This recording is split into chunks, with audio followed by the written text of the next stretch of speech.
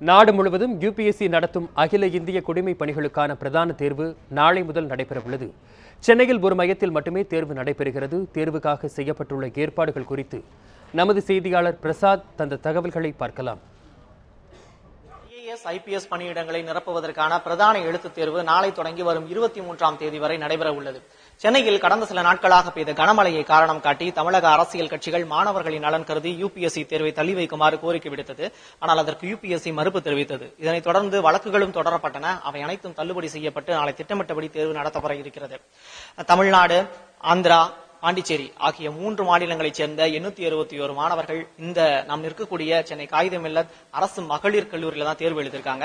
இதற்கான சிறப்பான ஏற்பாடுகள் செஞ்சிருக்கதா கல்லூரி முதல்வர் சொல்றாங்க. அவங்க கிட்ட கேட்கலாம், என்ன மாதிரியான ஏற்பாடுகள் செஞ்சிருக்கீங்க? ஏன்னா கிட்டத்தட்ட கடந்த சில நாட்கள் அதிகமான அளவுல மழை பெஞ்சிருக்கு.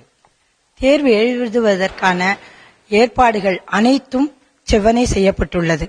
UPSCல இருந்து தேர்வு நடைபெறக்கூடிய மையங்களை பார்வையிட வந்திருக்காங்களே, அதை பத்தி அவர்கள் பார்வையிட்டு ஒரு 2 நாட்களாக அவர்கள் இங்கு முகாமிட்டு பார்வையிட்டுக் கொண்டிருக்கிறார்கள்.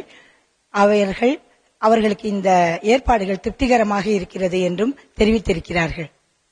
கிட்டத்தட்ட இந்தியா முழுவதும் 15,000 மாணவர்கள் இந்த UPSC நடத்தக்கூடிய குடிமைப் பணிக்கான தேர்வை எழுத இருக்கிறார்கள்.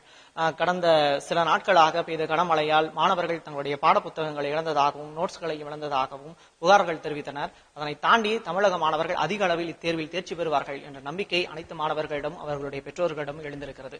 ஒளிப்பதிவாளர் பிரகாஷுடன் பிரசாத், நியூஸ் 7 தமிழ், சென்னை.